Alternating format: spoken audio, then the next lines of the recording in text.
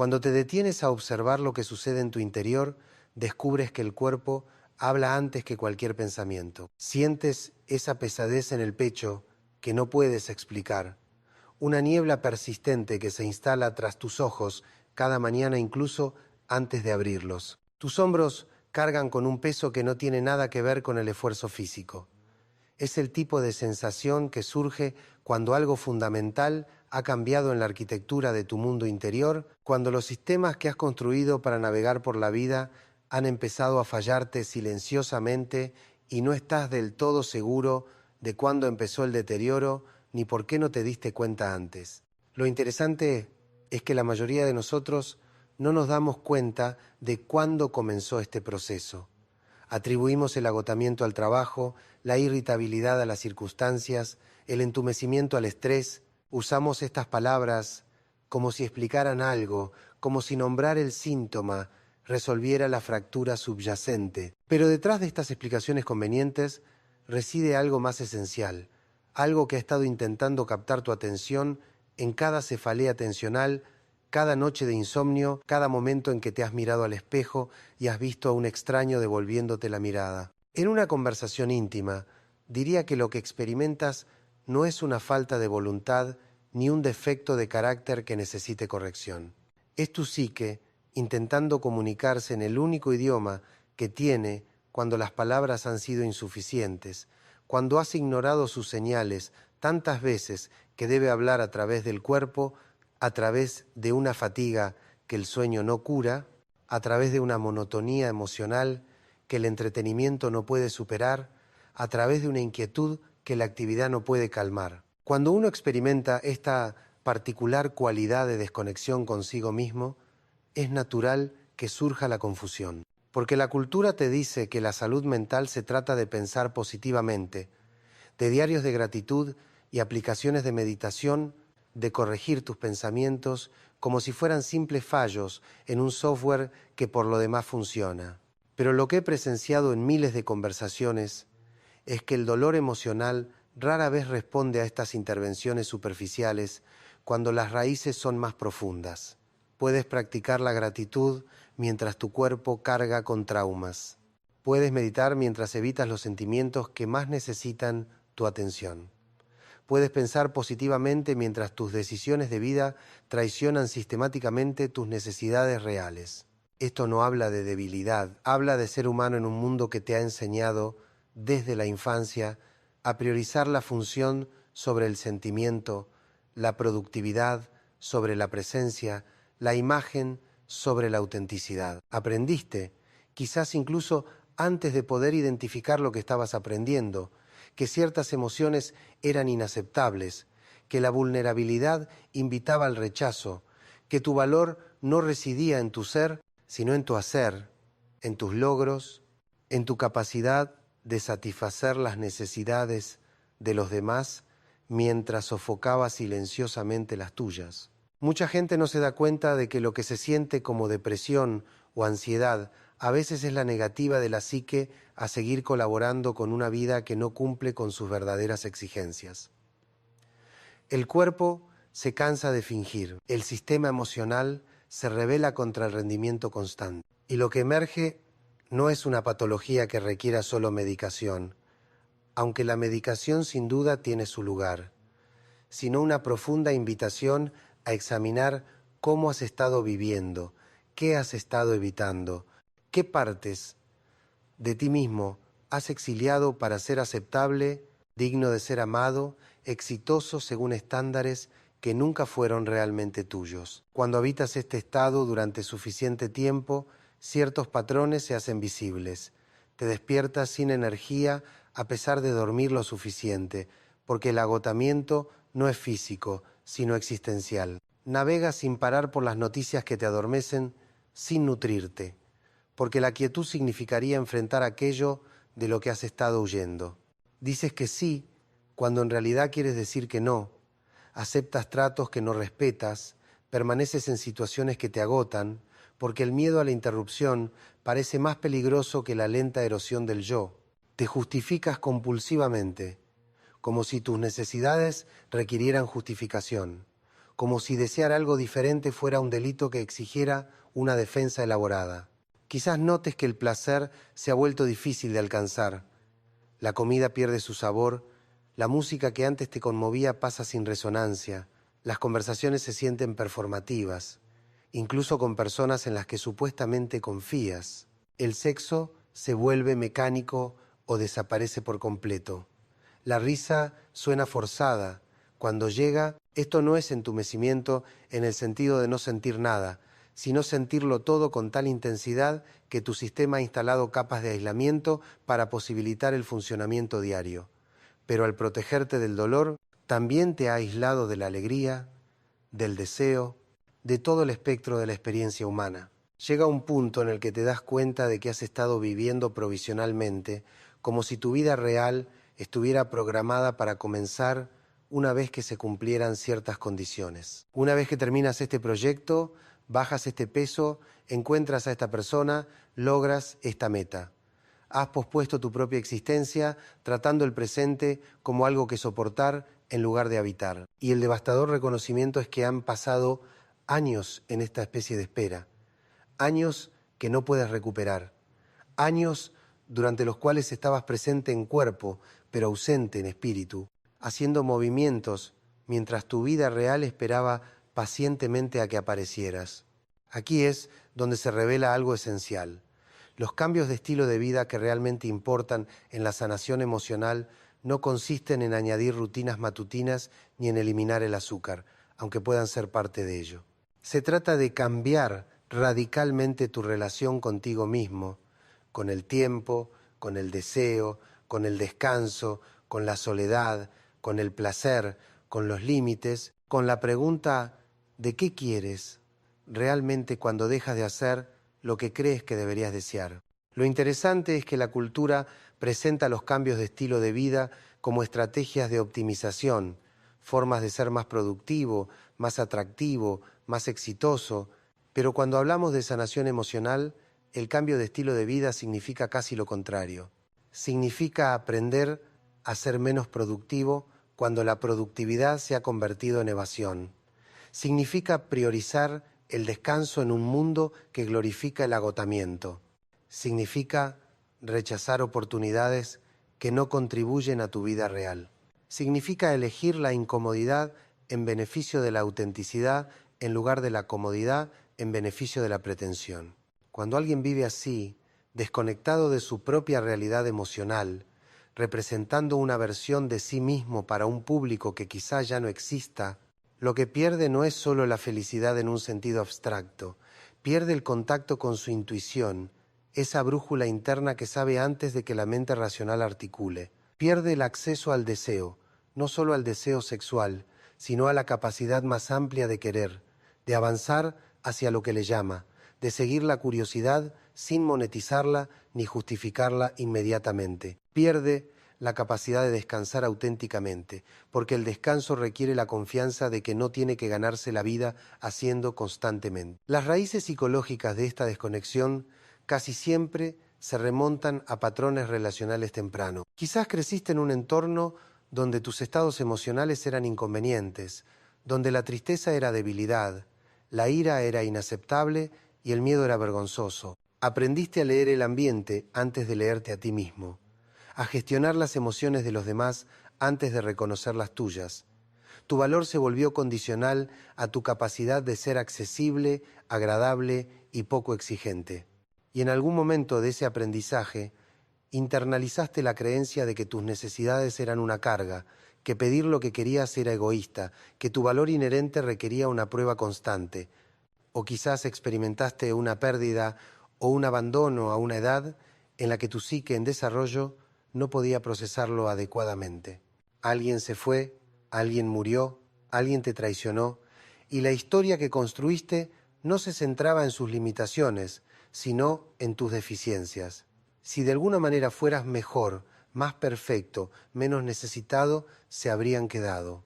Y así construiste una vida en torno a volverte invulnerable, en torno a no necesitar nunca a nadie, en torno a demostrar tu independencia mientras anhelabas en secreto una conexión que no podías pedir porque pedirla una vez te había llevado a una negativa devastadora. No se trata de que tus padres fueran personas terribles, ni de que tu infancia fuera excepcionalmente traumática.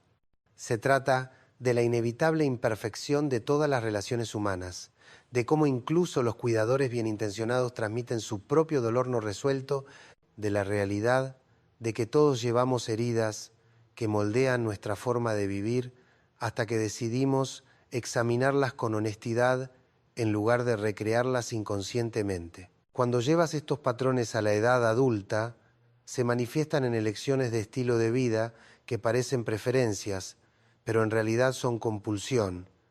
Trabajas constantemente porque la quietud te parece peligrosa. Llenas cada momento de ruido o actividad porque el silencio permite pensamientos que no quieres tener. Buscas relaciones con personas que confirman tu creencia de que no eres suficiente, de que el amor es algo que se gana con sacrificio en lugar de algo que mereces por existir. Te abandonas repetidamente en pequeños detalles, diciendo que sí cuando tu cuerpo te dice que no, quedándote cuando tu instinto te dice que te vayas, aceptando explicaciones que en realidad no explican. Llega un punto en el que te das cuenta de que la ansiedad no es independiente de tu forma de vivir, sino que es producto de ella. Cuando ignoras constantemente tus propias señales, cuando ignoras la sabiduría de tu cuerpo, cuando te obligas a situaciones que tu sistema nervioso registra como peligrosas, la ansiedad es la consecuencia natural. No es un trastorno que se pueda eliminar con medicamentos,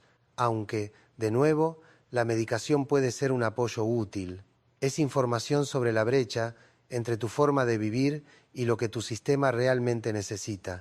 Lo mismo ocurre con la depresión. Cuando has pasado años representando un yo que no es auténtico, cuando has invertido energía en mantener una imagen en lugar de desarrollar sustancia, cuando has priorizado lo que se ve bien sobre lo que se siente real, la depresión a menudo surge no solo como un desequilibrio químico, sino como el agotamiento de la psique por fingir. Es la parte de ti que se niega a seguir colaborando con una vida construida sobre cimientos que no pueden sostener tu peso real. Aquí es donde la conversación sobre cambios en el estilo de vida se vuelve radical en lugar de meramente práctica, porque lo que necesita cambiar no es solo tu horario de sueño o tu rutina de ejercicios, aunque estos son importantes.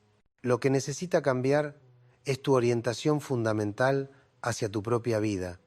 Debes aprender a tratar tus necesidades emocionales como legítimas, no como opcionales. Debes desarrollar la capacidad de decepcionar a los demás para honrarte a ti mismo. Debes estar dispuesto a romper con la comodidad en aras de la autenticidad, a elegir la turbulencia temporal en lugar de la desalineación permanente. Cuando alguien llega a este reconocimiento, a menudo se siente abrumado, porque los cambios necesarios parecen enormes, demasiado grandes para contemplarlos, imposibles de implementar sin destruir todo lo que ha construido. Pero la transformación no se logra con grandes gestos. Se logra mediante pequeñas decisiones consistentes que reconfiguran poco a poco tanto las vías neuronales como los patrones cotidianos. Empieza por aprender a observar, no para cambiar o arreglar de inmediato, solo para observar cuando se te tensa la mandíbula, cuando se te suben los hombros hacia las orejas, cuando se te encoge el estómago, cuando el nombre de una persona en particular aparece en tu teléfono y sientes miedo en lugar de placer. Estas sensaciones corporales son comunicaciones de tu sistema emocional, intentos de decirte algo importante sobre lo que realmente está sucediendo debajo de la historia que te estás contando sobre lo que está sucediendo. Un cambio práctico es hacer una pausa antes de decir que sí automáticamente. Cuando alguien te pida algo, en lugar de aceptar de inmediato por miedo a decepcionarlo o por la ansiedad que siente por ti, practica esto. Déjame revisar mi agenda y te llamo. Este pequeño margen te permite reflexionar sobre ti mismo, preguntar qué quieres independientemente de lo que creas que deberías querer y considerar si esta petición te beneficia o te empobrece. Otro cambio esencial tiene que ver con tu relación con el descanso, no como una recompensa por la productividad, ni como un descanso ganado con el agotamiento, sino como un requisito fundamental, un descanso que no necesita justificación. Esto significa permitirte no hacer nada sin llenar inmediatamente el espacio con entretenimiento o distracción. Significa sentarte con incomodidad en lugar de buscar el teléfono por reflejo. Significa permitir el aburrimiento, porque el aburrimiento suele ser la puerta a la creatividad, al deseo, a la voz silenciosa que sabe lo que realmente quieres cuando dejas de acallarlo. Puedes empezar con algo tan sencillo como una respiración lenta cuando notes tensión. No se trata de ejercicios de respiración elaborados que se conviertan en otra tarea, sino de una respiración consciente, donde la exhalación sea más larga que la inhalación. No se trata de una técnica de relajación, sino de interrumpir patrones automáticos, creando un intervalo momentáneo entre el estímulo y la respuesta donde la elección se hace posible. Lleva un diario, pero no necesariamente de gratitud. Escribe el mensaje de enojo que quieres enviar, pero sabes que no debes. Escríbelo completo. Con saña, si es necesario, deja que todos tus sentimientos se expresen en la página sin editar ni censurar. Luego, no lo envíes. Léelo en voz alta si es posible. A menudo, lo que sucede es que descubres la verdadera emoción detrás de la ira, el dolor, el miedo o la decepción que has estado intentando comunicar mediante la agresión, porque nunca aprendiste a expresar tu vulnerabilidad directamente. El movimiento importa, pero no como castigo por la imperfección de tu cuerpo, ni como una estrategia para quemar calorías. El movimiento es un placer, una forma de habitar tu ser físico, en lugar de tratarlo como un transporte incómodo para tu cerebro productivo. Esto podría ser bailar solo en tu habitación, caminar sin rumbo, estirarse sin objetivo. La clave es la sensación, la presencia, el regreso a un cuerpo del que probablemente has estado disociado por más tiempo del que crees. Tu entorno requiere atención. Si vives en un espacio caótico o deprimente, sin belleza ni orden, no se trata de una preocupación superficial por la decoración. Tu entorno externo afecta tu estado interior. No necesitas dinero para esto. Necesitas la voluntad de eliminar lo que drena, limpiar lo sucio, dejar entrar la luz y el aire. Un espacio que respira te permite respirar. Un espacio con un orden intencional fomenta el orden interno. No se trata de perfección, se trata de cuidado, de tratar tu espacio vital como digno de atención porque tú lo mereces. Tus hábitos de consumo son fundamentales, no solo la comida, aunque forma parte de ella, sino también lo que consumes mental y emocionalmente. El interminable desplazamiento por las redes sociales que te hace sentir peor contigo mismo. Las noticias que aumentan la ansiedad sin aportar información práctica. El amigo tóxico que solo llama para quejarse, pero nunca escucha. La obligación familiar que te agota constantemente. Estas son decisiones de estilo de vida. Puedes elegir de otra manera. Establecer límites se vuelve esencial, no como castigo para los demás, sino como protección para ti mismo. Esto significa decir, te quiero y no estoy disponible para esta conversación ahora mismo. Significa irte del evento antes de tiempo cuando estás agotado, en lugar de quedarte para no decepcionar a alguien. Significa terminar la llamada, no contestar el mensaje, dejar que alguien se enoje contigo porque su enojo es más tolerable que seguir traicionándote a ti mismo. Lo interesante es que la gente suele creer que los límites los aislarán, que decir que no significará perder relaciones. Y a veces es cierto, pero las relaciones que pierdes por establecer límites saludables son relaciones que requirieron tu abandono para mantenerse. Esas no son relaciones que valga la pena conservar. Las personas que importan respetarán tus límites. Quienes no pueden respetarlos te han estado utilizando, no te han amado, y esto solo se hace evidente cuando dejas de complacer todas sus exigencias. La soledad es diferente de la soledad. La soledad es la añoranza de una conexión que no experimentas. La soledad es la soledad intencional donde desarrollas una relación contigo mismo. A la mayoría de las personas les aterra la soledad porque nunca se han conocido a sí mismos fuera de los roles que desempeñan para los demás. Son madre, padre, empleado, amigo, Pero ¿quiénes son cuando nadie los ve? Cuando nadie necesita nada, cuando no hay una identidad que mantener. Aquí es donde la sanación emocional se acelera. En soledad descubres lo que realmente disfrutas, en lugar de lo que crees que deberías disfrutar. Encuentras tu propio ritmo en lugar de adaptarte al de los demás.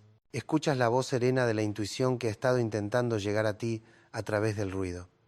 Aprendes que puedes estar solo sin sentirte abandonado, que tu propia compañía puede ser nutritiva en lugar de castigarte. Dormir requiere atención más allá de las horas en la cama.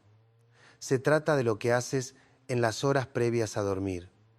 Te desplazas por contenido que te genera ansiedad hasta el momento de cerrar los ojos. Revisas cada interacción del día, analizando qué dijiste mal y a quién pudiste haber ofendido.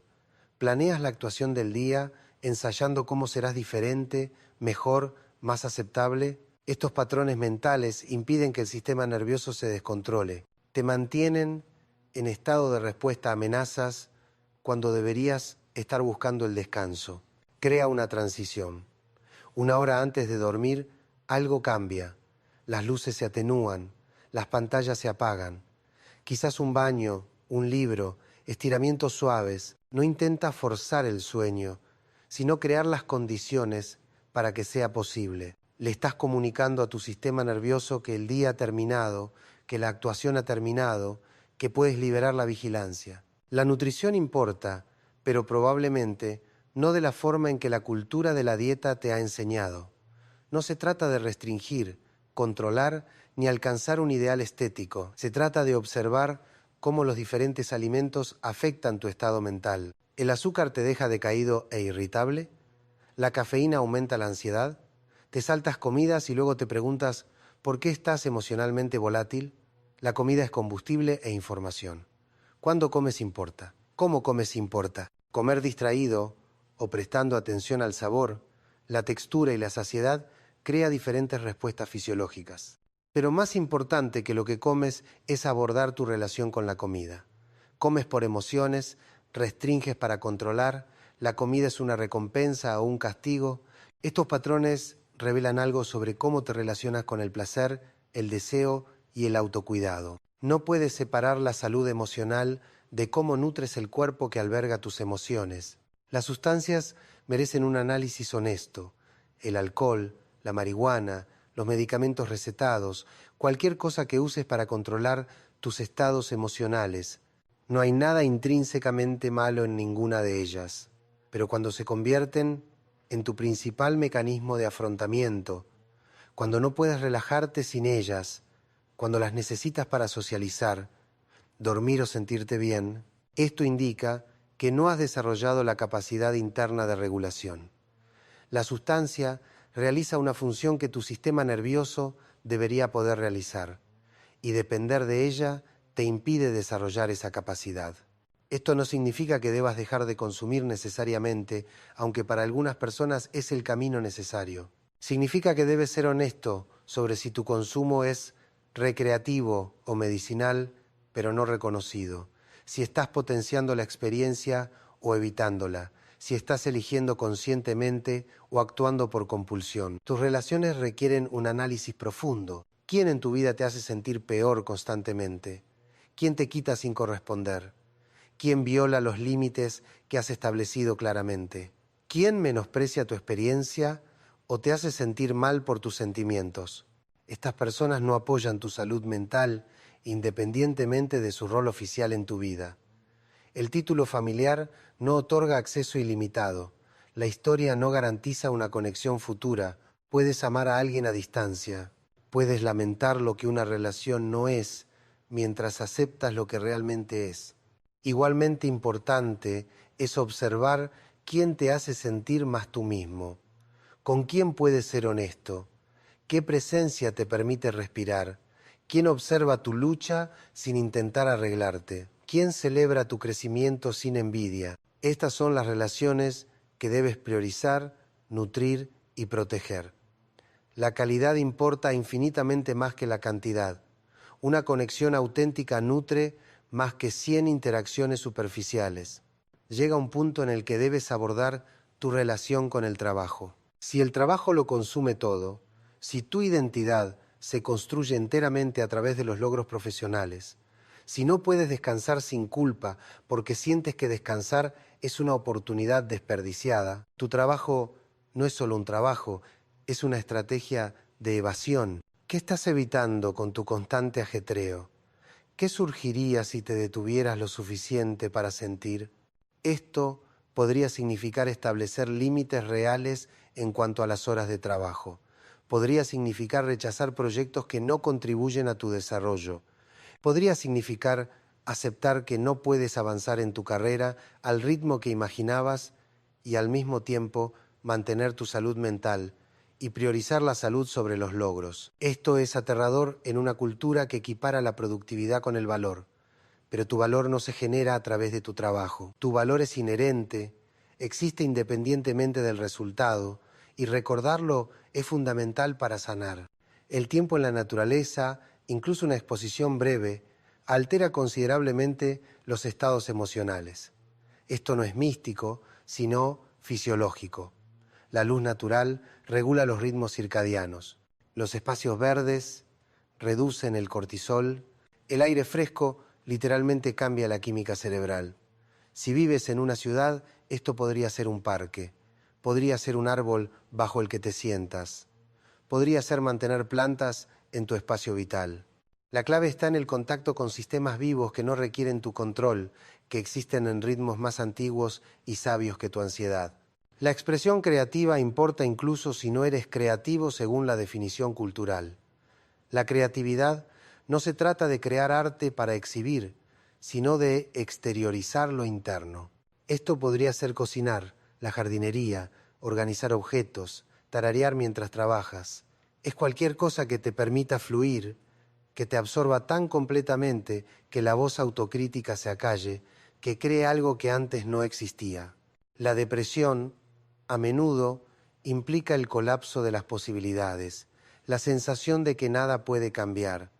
La creación contradice esto. Demuestra que pueden surgir cosas nuevas, que tienes autonomía, que no eres simplemente víctima de las circunstancias. A menudo se necesita terapia o algún tipo de apoyo profesional, no porque estés roto, sino porque los patrones establecidos durante décadas no se deshacen solo con fuerza de voluntad. Un terapeuta experto te ofrece una perspectiva que no puedes alcanzar desde tu propia experiencia. Te ayuda a ver lo que has normalizado, lo que has minimizado, lo que te has convencido de que debes tolerar. Crea espacio para emociones que nunca permitiste. Ofrece un lenguaje para experiencias que no sabías que podían nombrarse. Pero la terapia es un complemento, no un sustituto, de las decisiones diarias que conforman el estilo de vida. No puedes externalizar tu sanación a una hora semanal. El trabajo se basa en cómo vives entre sesiones, ya sea que implementes las ideas o simplemente las recopiles intelectualmente, ya sea que estés dispuesto a tolerar la incomodidad del cambio o prefieras el dolor familiar de quedarte estancado.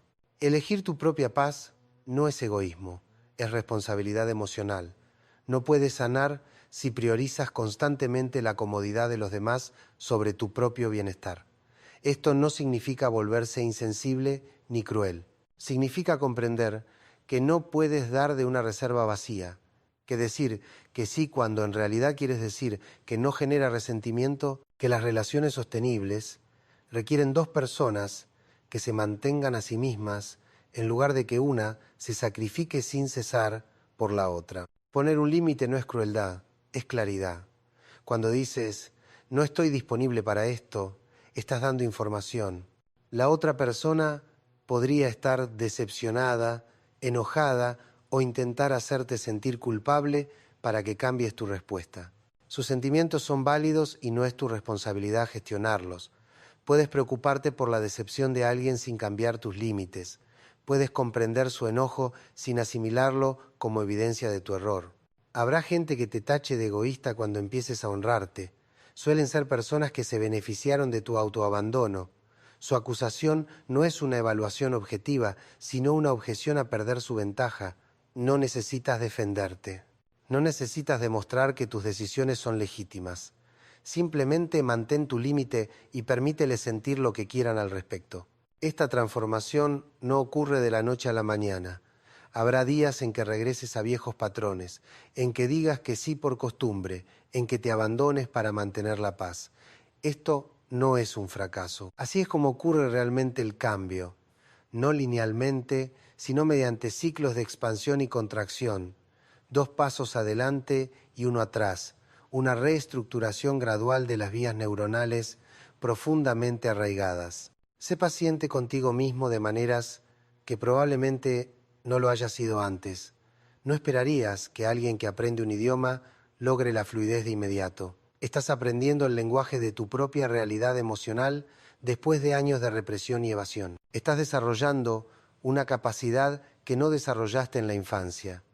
Esto requiere tiempo, repetición y errores inevitables. Cuando notes que recaes en viejos patrones, practica la curiosidad en lugar del juicio. No digas, soy tan tonto, lo volví a hacer, sino, interesante, ¿qué desencadenó esa reacción?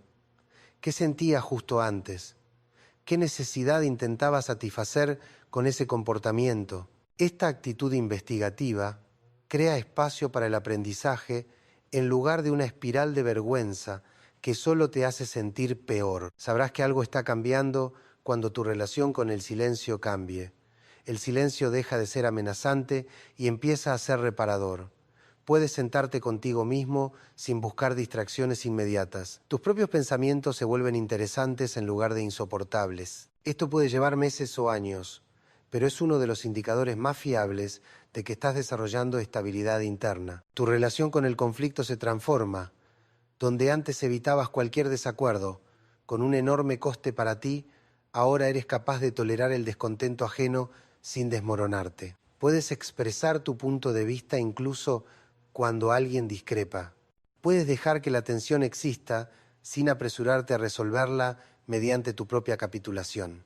Descubres que el conflicto no siempre significa ruptura, que 2 personas pueden querer cosas diferentes sin que una esté equivocada. Tus decisiones mejoran en calidad, no porque te hayas vuelto perfecto, sino porque eliges desde el deseo auténtico en lugar del miedo o la obligación. Observas lo que realmente quieres, independientemente de lo que crees que deberías querer. Te mueves hacia lo que te llama en lugar de forzarte hacia lo que parece impresionante. Construyes una vida que quizá no quede bien en las redes sociales, pero que se siente auténtica cuando la vives. Cuando alguien llega a este punto, nota que las relaciones se profundizan o terminan. Quienes buscan una conexión auténtica se acercan. Quienes buscaban tu desempeño se alejan. Esto puede ser doloroso, sobre todo cuando descubres que alguien a quien creías amigo en realidad estaba apegado a la versión de ti que satisfacía todas sus necesidades. Pero perder relaciones basadas en premisas falsas crea espacio para relaciones basadas en la verdad. Te vuelves capaz de descansar sin culpa.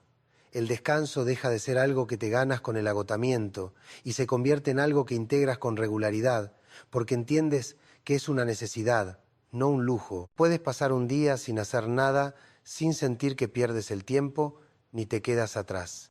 Reconoces que los seres humanos no somos máquinas, que una vida sostenible requiere ciclos de actividad y descanso, y que esforzarse constantemente conduce inevitablemente al colapso. Tu espectro emocional se expande. Donde antes sentías principalmente ansiedad o entumecimiento, comienzas a acceder a todo el espectro. El duelo llega cuando ocurre la pérdida, en lugar de demorarse durante años. La ira surge en tiempo real, en lugar de acumularse silenciosamente hasta explotar. La alegría se vuelve posible de nuevo, no como un pico maníaco, sino como una tranquila sensación de estar en lo cierto, de estar exactamente donde estás, de estar fundamentalmente bien, bajo cualquier circunstancia que estés atravesando. Desarrollas tolerancia a lo desconocido. Donde antes necesitabas certeza sobre todo, planes, garantías y control, te vuelves capaz de soportar la ambigüedad. Puedes avanzar sin saber exactamente cómo resultarán las cosas. Puedes asumir riesgos que en tu versión anterior habrían sido paralizantes. Esto no significa que te vuelvas imprudente, sino que confías en ti mismo para afrontar cualquier imprevisto en lugar de intentar evitar cualquier dificultad posible. Tu relación con el placer se profundiza. El placer deja de ser una indulgencia culpable o una recompensa por la productividad y se convierte en algo que mereces simplemente por existir.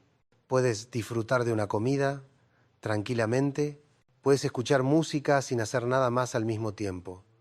Puedes experimentar placer físico sin sentirte catastrófico ni insensible de inmediato. Reconectas con el deseo, no solo sexual, sino con la capacidad más amplia de querer, de moverte hacia lo que te atrae, de seguir la curiosidad sin exigir resultados inmediatos. Y aquí es donde la vida emocional se reinicia. No como un final, sino como el comienzo de una forma más honesta de habitarte. Ya no estás representando una versión diseñada para obtener aprobación o evitar el rechazo. Ya no estás conteniendo la respiración esperando permiso para existir plenamente. Ya no te disculpas por necesidades que son simplemente exigencias humanas disfrazadas de tu personalidad particular. La presión en la garganta con la que empezamos, esa sensación que no podías explicar, se afloja. No porque todo sea perfecto, ni porque todos los problemas se hayan resuelto, sino porque has dejado de forzarte a adoptar formas que no se ajustan a tus dimensiones reales. Te has dado permiso para ocupar el espacio que ocupas, para sentir lo que sientes sin reprimirlo de inmediato, para desear lo que deseas sin justificaciones interminables. Ahora respiras con más libertad. No porque la vida se haya vuelto más fácil, sino porque dejaste de contener la respiración durante tu propia existencia. Dejaste de esperar un momento futuro en el que finalmente serías aceptable. Dejaste de posponer tu vida real hasta que las condiciones alcanzaran estándares siempre cambiantes, siempre imposibles, siempre diseñados para mantenerte luchando sin llegar nunca. Finalmente, uno comprende que la salud emocional no se alcanza con suficiente optimización, sanación ni trabajo personal. Es una práctica diaria de elegir la honestidad sobre el rendimiento, los límites sobre la adaptación sin límites, la presencia sobre la perfección. Es el impacto acumulado de pequeñas decisiones tomadas de forma constante a lo largo del tiempo, decisiones que honran a la persona real que eres, en lugar de la persona ideal que imaginas que deberías ser. Así que los cambios de estilo de vida que más importan no son los que te hacen más productivo o impresionante, sino los que te hacen más presente, más honesto, más dispuesto a vivir tu propia vida con toda su imperfección, incertidumbre y belleza habitual. Aquí es donde reside la sanación, no en tenerlo todo resuelto, sino en mostrarte a ti mismo con la misma compasión que has dedicado años a los demás, en tratar tu propia realidad emocional como digna de atención, de respuesta, del respeto fundamental que finalmente estás aprendiendo que siempre has merecido.